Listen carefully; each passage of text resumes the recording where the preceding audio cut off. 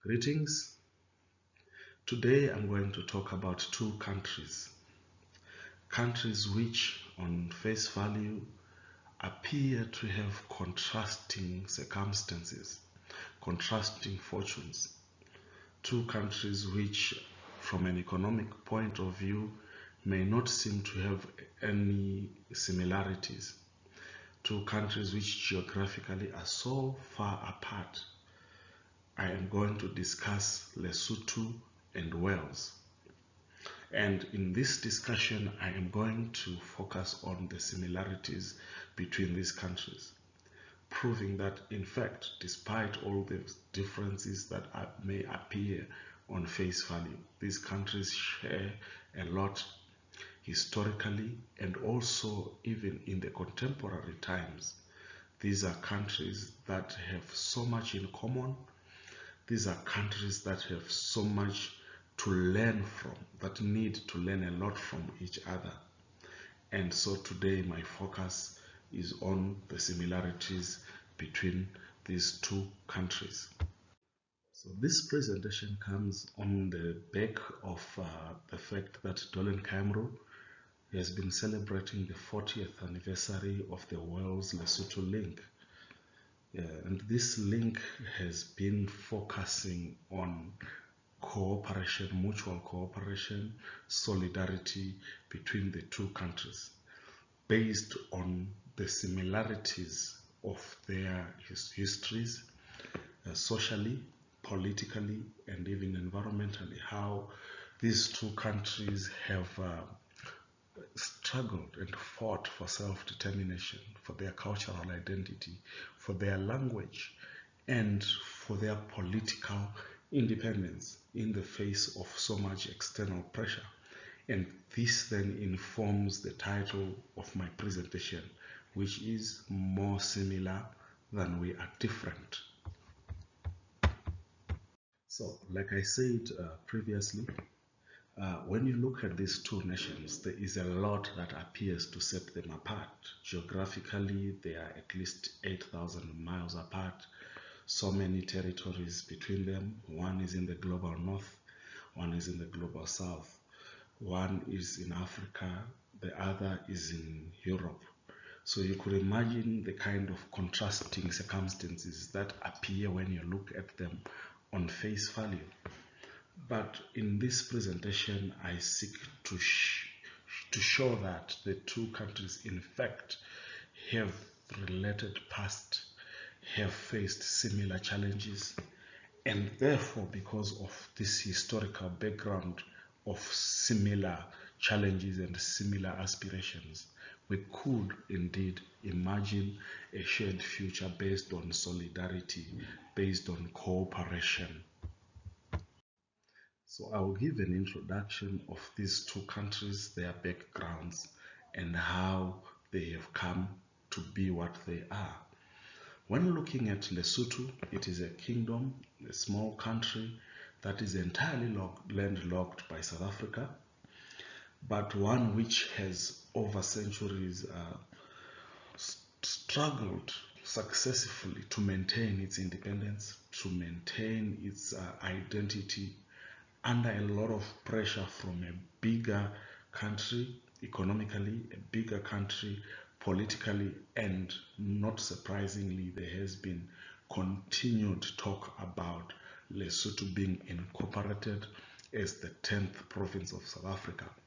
But it is a country that has fought very hard to maintain its sovereignty, to maintain its independence, and also its identity under a lot of pressure. And this compares favorably with the history of Wales, although not entirely surrounded by any country, but it is a country that has endured prolonged periods of conflict, conquest, before it was partially integrated into the United Kingdom together with England, Scotland, and others to form what is now known as the United Kingdom. But from a Lesotho point of view, it is very evident, even when looking at the map, that this is a country that is perpetually in danger. You look at the map, you see that Lesotho is a very small country. In fact, it is smaller than the majority of South Africa's provinces. And it is a country that entirely depends on South Africa for trade. Economically, South Africa is its biggest trading partner, and South Africa has also had a huge say on political development in Lesotho. But this notwithstanding, Lesotho has always maintained its independence. It is a kingdom that has fought fiercely to ensure that its nationhood endures in spite of all the pressure that comes from having a more powerful neighbor geographically, economically, and politically. But perhaps Lesotho's greatest challenge is environmental. Besides being a very small country, uh, two-thirds of it is mountainous, and it actually holds the record of being the only country in the world which is entirely above 1,000 meters above sea level. While this has earned it the nickname the kingdom in the sky or the mountain kingdom, and obviously has given it a huge advantage in terms of its potential for tourism. Lesotho actually does have a lot of challenges that derive from its circumstances. And because of environmental challenges, particularly caused by its mountainous terrain, uh, well over 2.3 million of its total population have serious economic challenges. And these challenges, I would like to say, they are a product of historical processes that actually shaped the formation of the kingdom. And these processes, these historical processes, I argue, actually bear a very strong resemblance. They are so much similar to the history of Welsh people and how they have also historically fought to maintain their identity, to maintain their nationhood, and to maintain their cultural sovereignty amid a lot of external pressure which could have uh, really destroyed the cultural identity of Welsh people.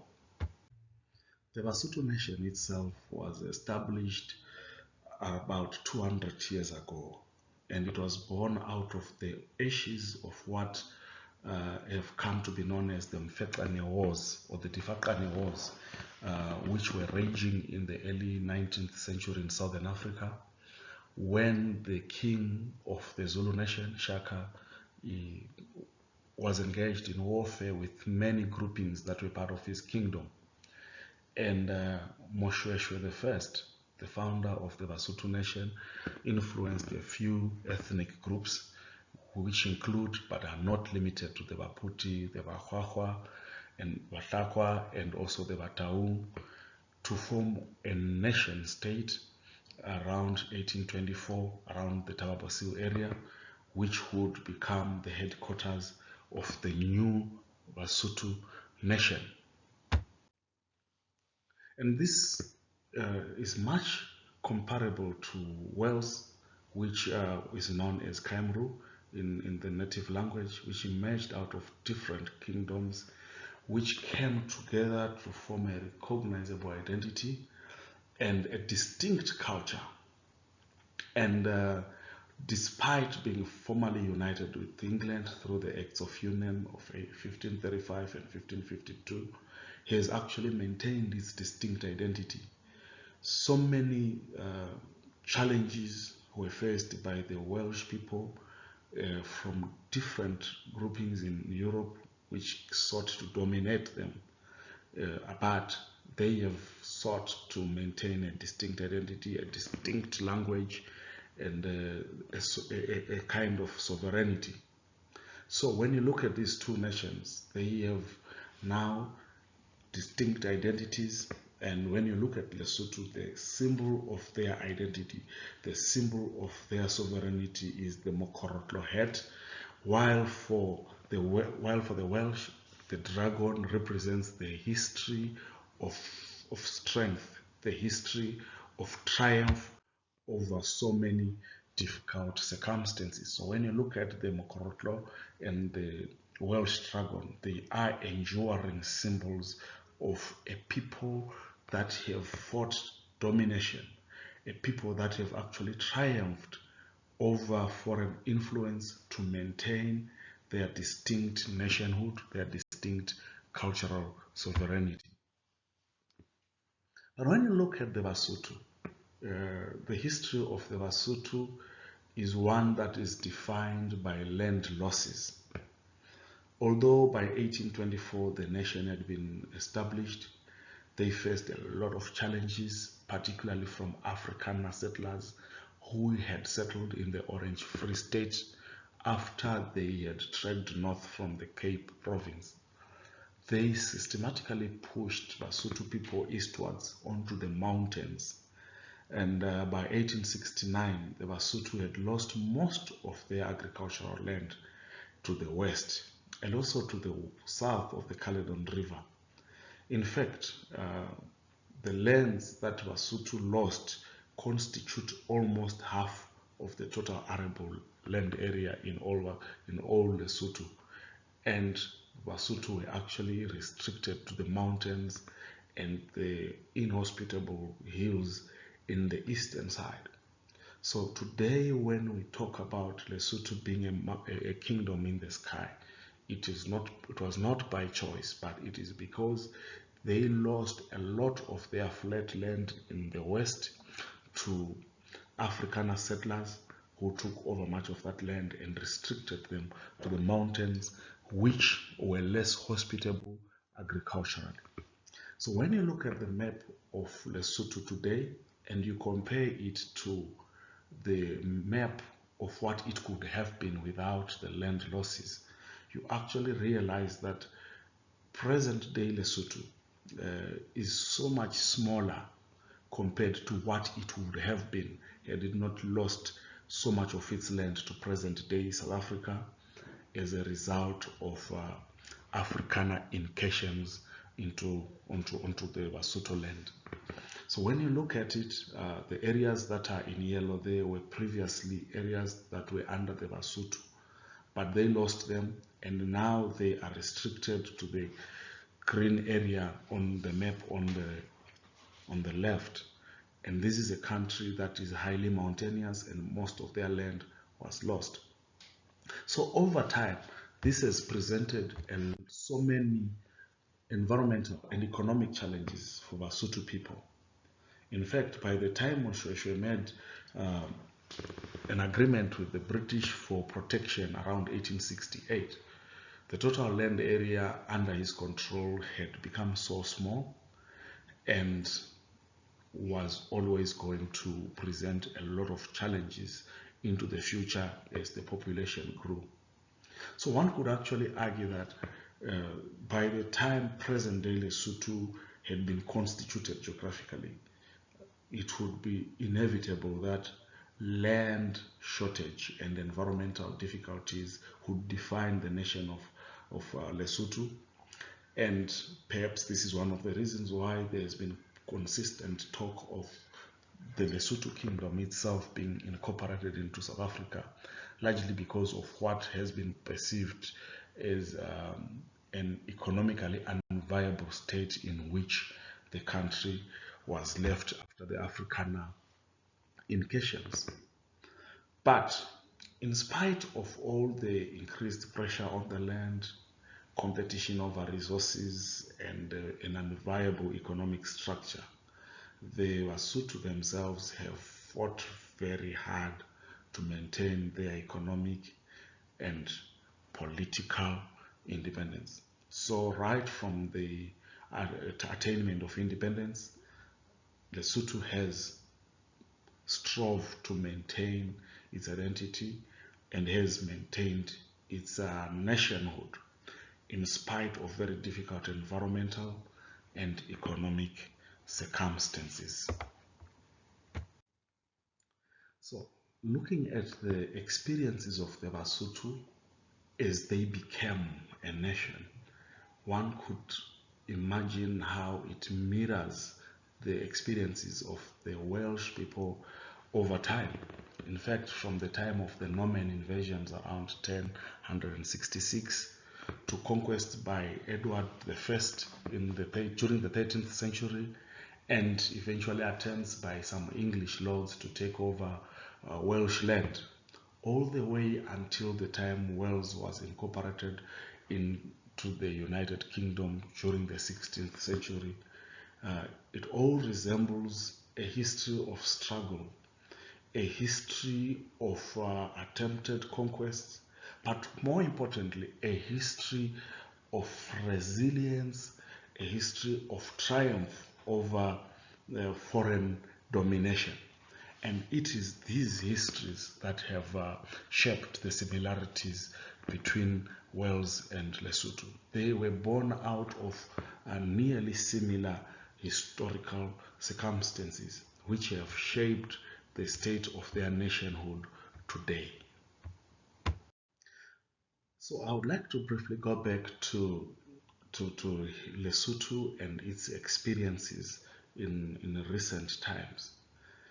Lesotho experiences in recent times are actually born out of their history, which I have outlined in previous slides. So in recent times, Lesotho has faced a lot of challenges. Chief among them are soil erosion, climate change, agricultural sustainability, and economic independence. From an environmental point of view, in fact, Lesotho today is the second most eroded country in Africa. And this is a result of two factors. One of them is the fact that environmentally, Lesotho soils are very susceptible to erosion. The lowlands are made up of what are called duplex soils, which are not very good for arable agriculture. In fact, it is loose soils that are very susceptible to soil erosion.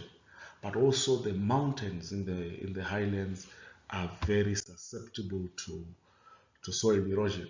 And as a result, the people of Lesotho have had to contend with serious environmental challenges that come out of soil erosion. But all of it is also worsened by the fact that people do not have adequate arable land. Their access to land is very limited, and this has forced them to practice agricultural activities on areas that are very susceptible to soil erosion. And again, all of this is a result of the historical factors that have shaped the geography of Lesotho today. However, the people of Lesotho have actually shown a lot of resilience. If one drives around Lesotho, particularly in the highlands, you see attempts to tame the environment and to coexist with the environment. And this has come through the erection of what are known as terraces, which are basically an environmental strategy to try and make the mountains flat. If you look at the pictures there, you see that sometimes the mountains, they cut around the mountains, create flatlands, which can be used for agricultural purposes. So this is part of innovation, part of attempts by Lesotho people to come to terms with the environment and to manage it sustainably for their future, regardless of the challenges that have come out of their history. And from an animal husbandry point of view, you do realize that the Lesotho people have developed a very special relationship with livestock, largely because of the environment. So you see a lot of sheep rearing, livestock, particularly cattle rearing, to a point where, especially in the highlands, animal husbandry is much more popular than in the lowlands. But this is born out of environmental realities and also historical circumstances that have outlined in the past. And as the effects of global warming, climate change have increased over time, livelihoods among the Basotho have become more endangered, particularly for rural communities that rely mainly on rain-fed agriculture. As rains have become more erratic, it has become very difficult for communities to eke out a living that is sustainable. And this is not just because of climate change, but also because of the environmental circumstances in which the Basotho nation was, uh, was born. And over time, so many natural environmental resources such as wetlands, springs, and streams have been depleted as a result of climate change and human and animal activities. So when you look at how Lesotho has tried to handle this, and also how communities have tried to handle environmental change and environmental uh, degradation, they have tried to do this within the context of broader international agreements such as the Ramsar agreements that took place in Iran to find sustainable ways of dealing with wetlands. But when you look at local communities, they have also used local knowledge. They have also used local understanding of their circumstances to say, how can we live with our environment? So many of the wetlands have actually become depleted. For instance, here I am looking at, let's say, Nglaletsie in Kuting, which initially was a very plush area, but which is now in danger of depletion, all because of climate change, but also because of pressure on the land for human economic activities, be it agriculture, but also overgrazing from livestock. And perhaps a much bigger problem exists, which is the fact that South Africa has continued to loom large in the internal circumstances of Lesotho. A lot of people in Lesotho actually migrate to South Africa in search of employment, and also, in fact, there are more Sesotho speaking people in South Africa than there are in Lesotho because of the continued movement of people from Lesotho to South Africa. In fact, Lesotho has been often referred to as the labor reserve for South Africa. But in more recent times, since the 1980s, a much more profound dynamic has begun to emerge, and this is surrounding water politics, which itself is a very important environmental and economic factor. Lesotho is now exporting water to South Africa. Due to its mountains, it is much easier for Lesotho to build dams. So South Africa has now begun to help Lesotho to construct dams. Here we are also talking about the Katse Dam. We are talking about the Mohale Dam, and another one in Mokotlong, the Podihadi Dam, which is being constructed.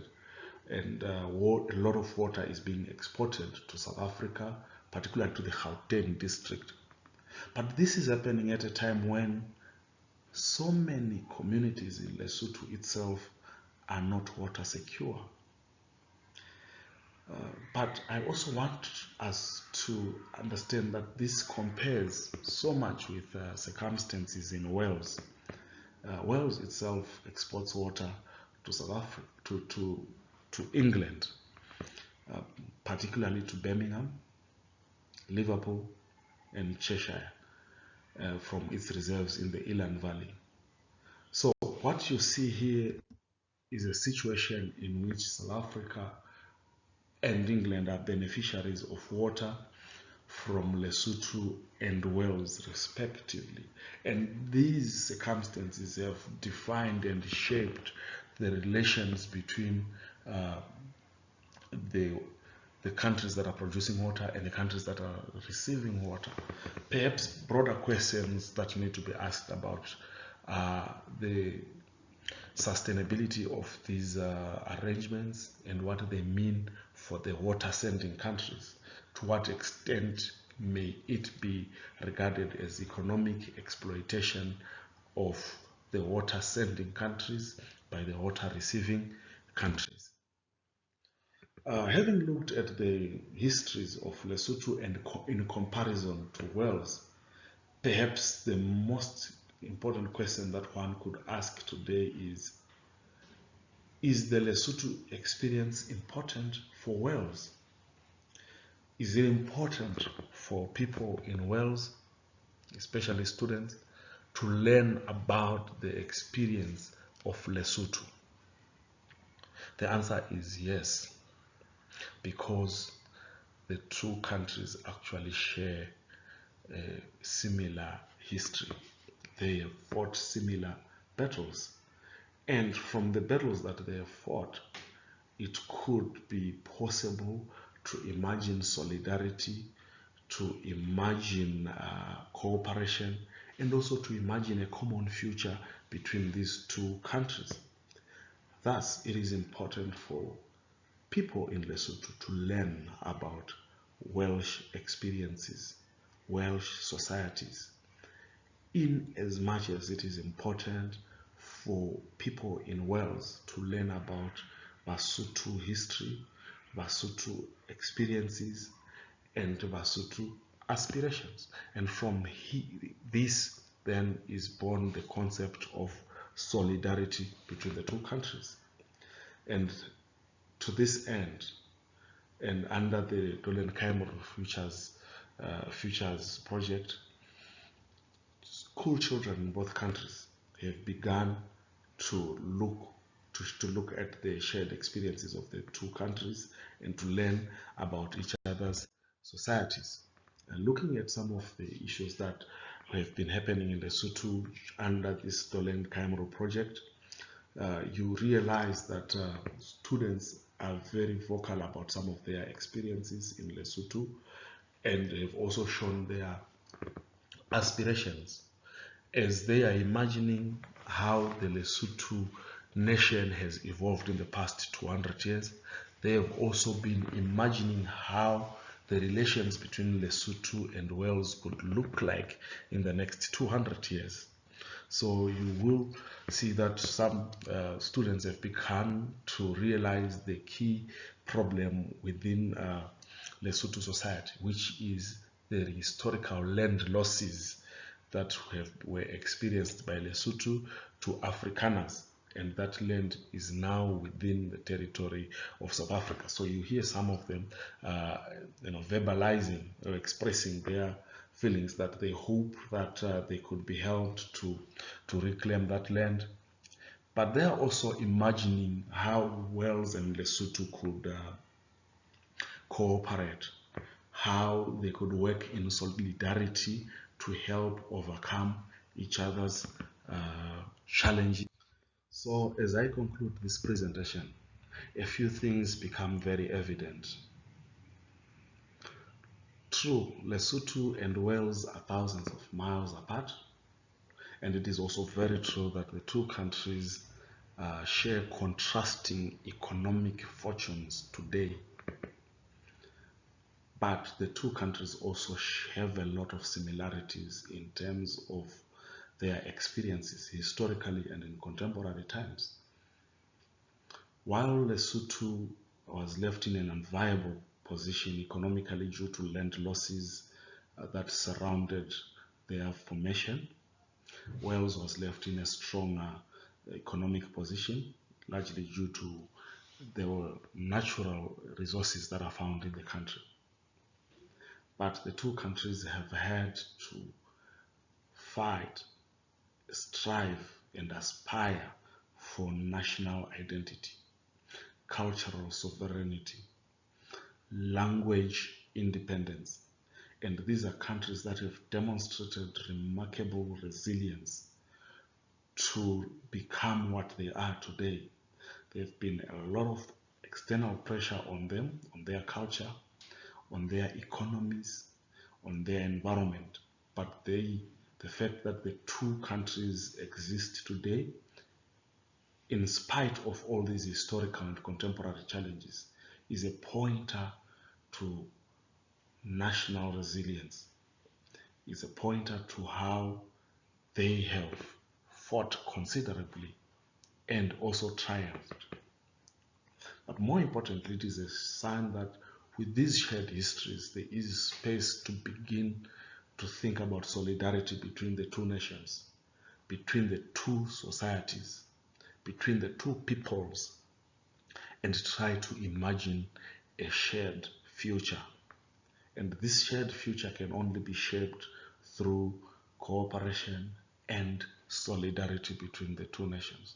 And it is on this background that the Dolen Kaimru, through the Futures Project, have been working on developing curriculum for both Lesotho and Welsh schools so that the next generation can begin to learn about the two societies and tap into each other's histories in order to have prosperous futures for both countries.